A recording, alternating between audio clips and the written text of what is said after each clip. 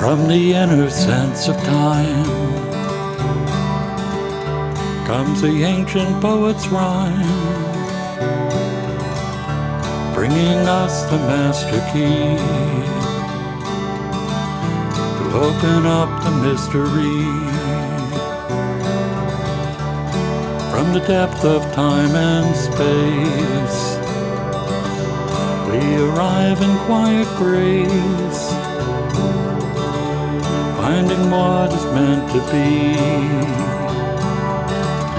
as we explore the mystery, pouring forth from days gone by. We can hear the poet sigh from the depth of ecstasy, moving into mystery.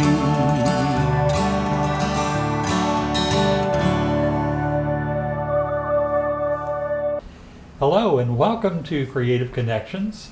I'm your host, Gary Blanchard, and today my guest is sound engineer and musician Brian Jyringi. Brian, welcome. Thank you. So you have been running sound at Workshop 13 for how long now? Well, actually, since they started doing music, which is approximately 8 years, I believe, 7 or 8 years now. Wow. Yeah. Okay. That space, I think, probably presented some real challenges. Yeah, that's an understatement. Well, you know the room. You've played there. Yeah. And yeah, it's a challenge. The vaulted ceilings, being an old church, hard walls, nothing really to absorb the sound. Acoustic instruments sounded great because of the acoustics, the natural sound in the space. But when it comes to having bands or percussion instruments, electronic instruments, it can get away from you. So, yeah. Yeah, I remember even in the very early days, I brought in a small PA system there. Mm-hmm. And was just doing guitar and vocal, and it was, like echoing and booming. And right. So how do you tame something like that? Well, you can't. Well, with sound acoustics, acoustic tiles, hanging things on the walls to absorb some of the frequencies, the sound bouncing off of the walls, the reverberation. You want to try to reduce that as much as you can without losing the quality of the room, because it, like I said, for an acoustic space, it's really a nice space. If you have a couple of acoustic guitars, now it is, because we did put some acoustic tiles up. So it did dampen it a little bit, but we didn't want to dampen it too much, because it would. You wanted to have some life. Yeah, right. It has character of its own, but like I said, the only thing you have to be careful of is the electronic, the bands, the electric guitars and drums and that kind of thing. Yeah, drums in particular, I would imagine, can. Yeah, that's the hardest challenge. Yeah. Percussion. Yeah, because. And I know you are a drummer. Yeah. But there are some drummers out there who aren't nuanced, right, in playing. And oftentimes I've heard bands where the drums sort of drown out the other instruments, and then they keep turning up. Right. How do you go about getting all that balanced out? Well, with drummers who tend to play loud naturally, it's very difficult. We had a donation of a plexiglass enclosure that was given to us to help try to keep that under control. That creates a whole nother little challenge, that. That you don't know until you do it, that you're going to run into certain problems. But anyway, you can tell musicians, professional musicians, you can tell right away. The good musicians that play a lot and play in different type of atmospheres, different rooms, and compared to somebody who is plays in bars or just is playing just to hear themselves. Right. Because professional musicians, for the most part, play to a room. They don't, they don't try to force their sound on anybody. We've had some bands that they don't want to have monitors. They're more, they play all the time, they're more professional, and they want the monitors to be very, if any, very low, so they can hear what the room is giving them. Right. Because every room is different, and those are the professional musicians that understand how to play to a room and how to play to a crowd. Okay. Yeah. Are there particular acts that you have really enjoyed kind of doing sound for? Yes. This is terrible. Well, the James Montgomery band, they were good because they're all professionals. They've all been doing it for years and years. There was another band from Connecticut, and oh God, I'm sorry, I can't. It's just the name of the band slips my mind. But they were a young band, but they understood right away. They had a sense of balance amongst themselves, and you could tell they listened to the room, which not all, like I said, not all musicians do. Damn, I wish I could remember the name. Okay. If you're like me, it'll come to you when you stop trying to think of it. Right, exactly. Yeah. So if it comes to you, just shout it out. So what got you into the whole idea of sound engineering? Well, I was in a band it was a duo, myself playing drums and a guitar player friend of mine, and he was writing music, and so we were writing original music, more avant-garde type of music, and we actually were recording on a stereo, reel to reel, and then we had a little 4-track mixer that we would mix down the stereo and record it to a cassette deck. So we would record in stereo, mix it down, and add another instrument or add a vocal as we recorded to the second stereo cassette deck. And once we had enough material, we decided to go to a studio, professional studio, and see what it sounded like. And I think the both of us were overwhelmed because we weren't ready. The sound was just so big. Yeah. We really didn't know what to do with it. You know what I mean? So we left it up to the engineer to tweak things. And when you leave it up to somebody else to interpret your music, you're never going to be satisfied with what you get. So when we were finished with that, I saw an article for a recording workshop, crash course for recording engineering. It was more of a apprentice engineering course. It was 1 month long. You lived there. It was in Chillicothe, Ohio. Okay. So I went for the month. I went through the course. It taught me I think the most important thing it taught me was you need to have an ear for music. And I'll tell you one funny story. There was this class with a professional sound engineer, producer from California that was actually producing big name bands. And there was a student that, I don't know if he wanted to impress him or whatever, but he started to ask him about equalizing, and I forget if it was a vocal or a guitar or what it was. So his question was, well, when you record, let's say, vocal, do you boost 4K at so many dBs and then cut, at hertz, 350 hertz, so many dBs, blah, blah, blah. And he's going a very technical question. And the instructor let him finish asking the question, and he says, well, let me explain what I do. He says, I turn the knobs till it sounds good to me. That's what I do. So you have to have, his message was you have to have an ear for music. It's good to understand the equipment and know what you're doing, because to understand frequencies and decibels and what sound is and how sound works is really important. But the most important thing is you have to develop an ear for it. Yeah. How do you do that? Develop an ear for it? Yeah. You do it over time. Okay. Yeah, that's it, and you experiment. Yeah. The way it's interesting. One of the best jobs I had was, my wife is a bass player, and she was playing with a 16-piece big band based in Connecticut.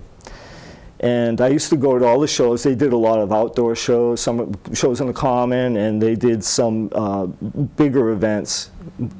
And so I used to go to all the shows all the time. And they were, at this time it was in the summer, beginning of the summer. And they had all these summer concerts scheduled. And I was talking to the leader of the band. And the way they did their sound is they did it from the stage. They had all their equipment set up on the stage. Everything was mic'd. But the way he checked, his sound check was, he would tap the microphones to see if they were on. That was his sound check. And if it was on, then he was good with it.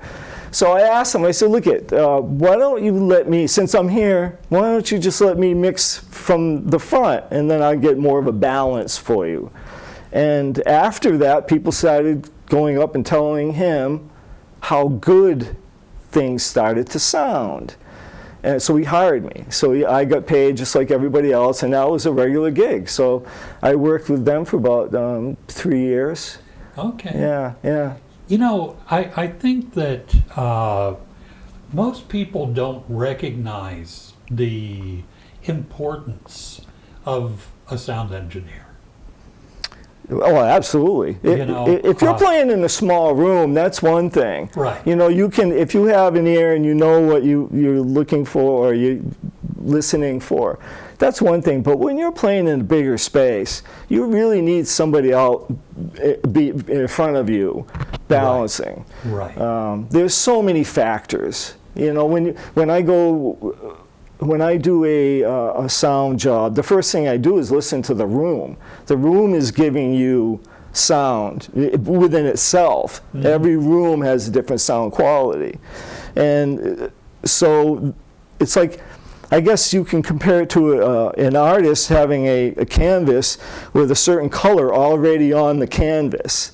So they're not going to add more color onto their canvas. You know, they'll probably take away some of that color and then balance things out so they can have a good picture. Well, it's the same thing. If a room is giving you a certain quality of sound, then after a while, that's what you train your ear to do. You train your ear to listen for those things, those frequencies that the room is automatically giving you. Okay. And then you adjust it, before the band starts, if you're lucky enough, you adjust your equalization so when the band does start playing, you're not compounding those frequencies, because that would create a problem. Is outdoor sound especially problematic? No, it's better. Oh, is it? Oh, yeah, because you don't have to worry about anything bouncing back at you. You don't have to worry about those things like we just talked about. Okay. You know, the sound, it comes out and it goes. It just keeps going. So you can push it a little bit more, and you can have more. I can anyway have more fun with it. Okay. Yeah. I have friends who recently did a concert on the Common type thing, and were very unhappy with the sound. Well, were they doing their own? No, and I don't think they were able to choose the person they wanted to do Oh, sound. okay, yeah. How do you deal with, when you are hearing something one way, but a band is hearing it differently? Well, the way I approach it, if I know the music, that's one thing. If, for instance, I am asked to do sound, I will try to represent, first of all, EQ all the instruments, and I won't do anything fancy outside of balancing all the instruments, what they give me. Because most musicians will give you what you want. You just need to present it in a balanced way with everybody else. It's the bands that require you to play with their sound, to do a lot of tricks, to add a lot of things. You really should know the music. I mean, Yeah. I won't take liberty with people's sound unless they ask me to put specific things, delay or overdrive or whatever it is. Right. Unless they specify that that's what they want. So yeah, I wouldn't do that. Yeah. Now, I was just wondering because, sometimes I think sometimes musicians have one idea of how things should sound, and, maybe it's not really the best they could sound. Right. So, do you have times when you have to kind of just say, okay, if that's what you want.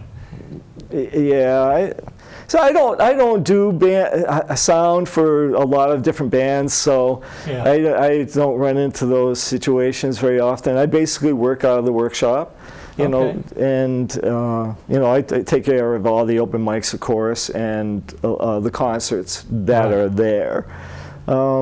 So, if we hire a band to do a show, I'm familiar with what they're going to do, and if there's anything special that they would like me to do, then they have time to talk to me about it. And Right. and for the most part, most of the shows that we have, they don't set up days before and then run through them. There's a couple of bands that would like to set up before and rehearse there to get used to the sound, but for the most part, they just come set up and they do their thing, and I try to balance things as quick as I can. I remember one night, it was, I think, the Dream Collectors.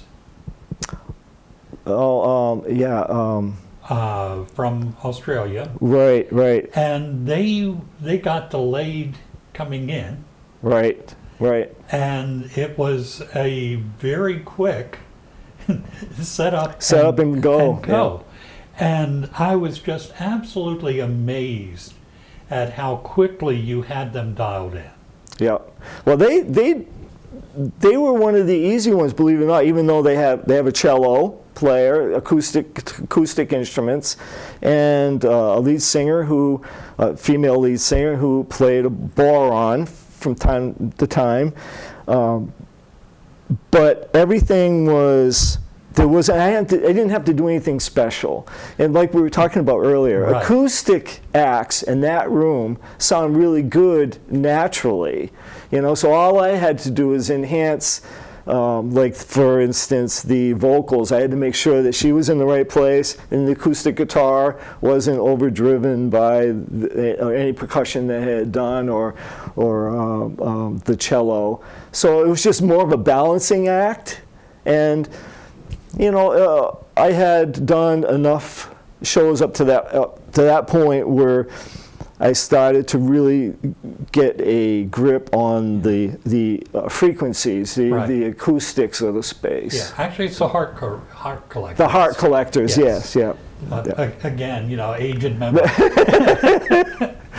But and that is one of the great things about Workshop 13, because you have brought in so many wonderful musical acts. Yeah. And the Heart Collectors, I think, were a special find. Yeah, they were. They were a special find. All right. Yeah. We were very lucky to and then have them again. Have them twice.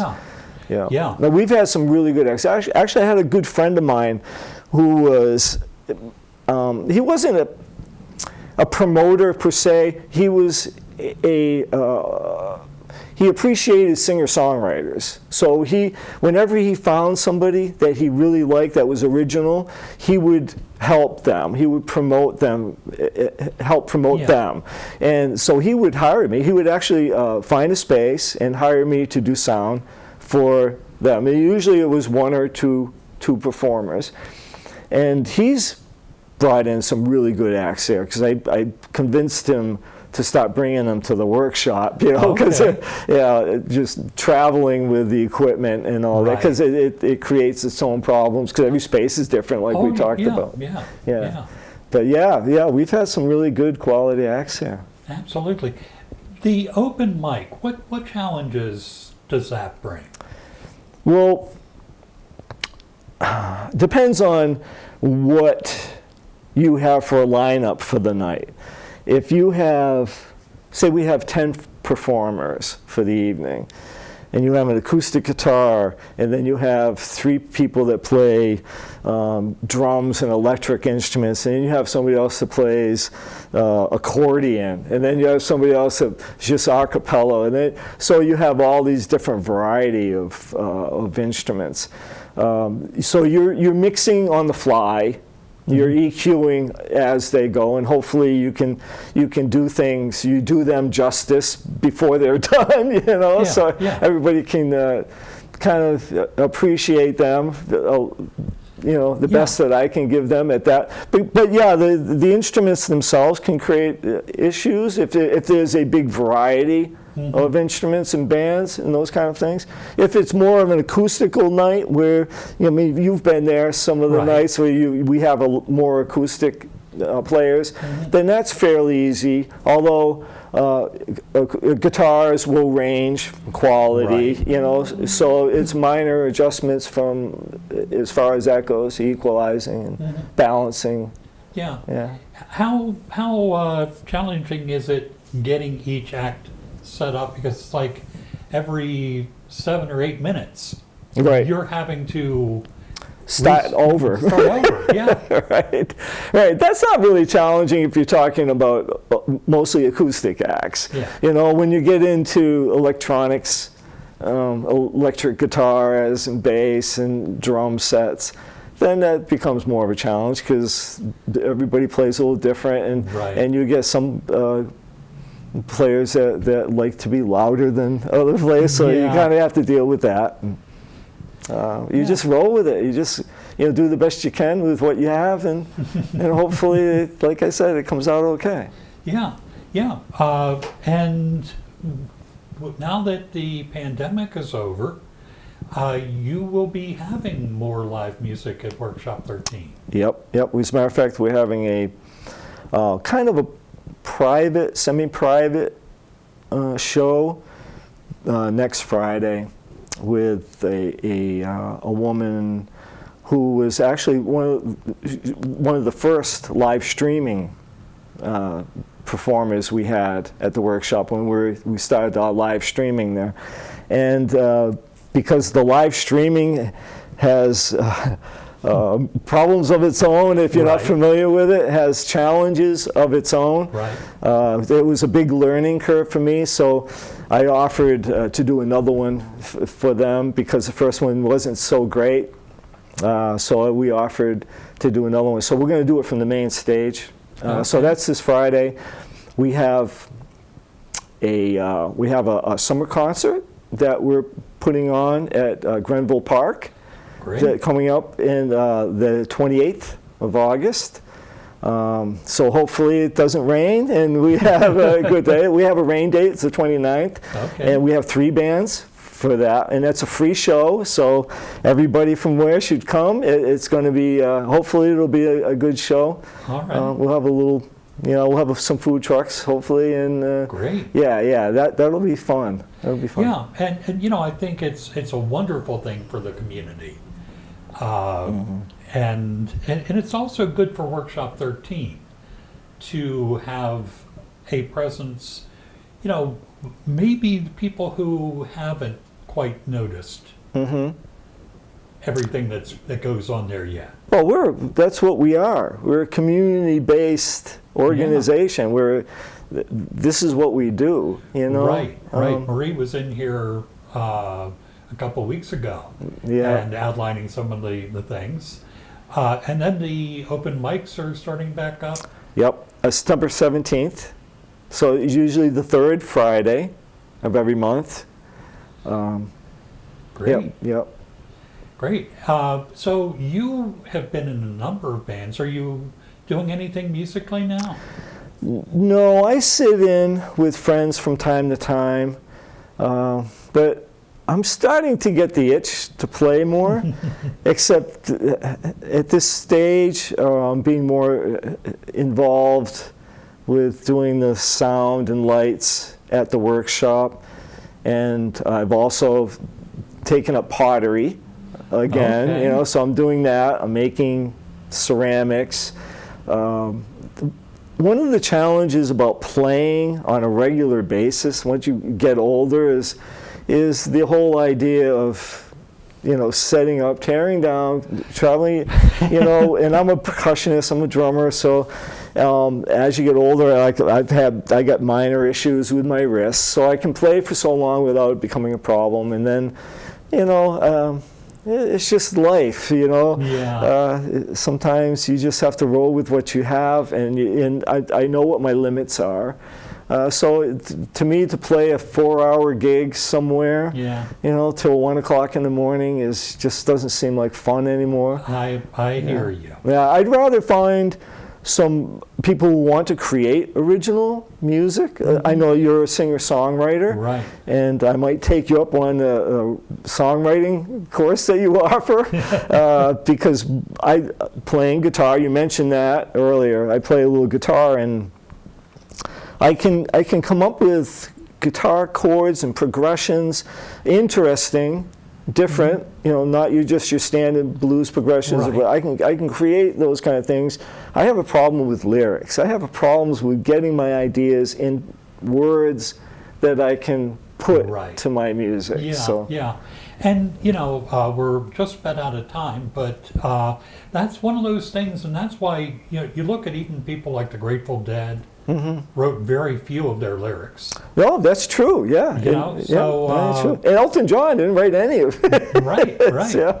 Right. Yeah. Well, Brian, thank you so much for coming in. Oh, thank you for inviting me. This is is good. an art that more people need to know about. Yeah. And I want to thank you all for tuning in, and we'll see you again next time on Creative Connections.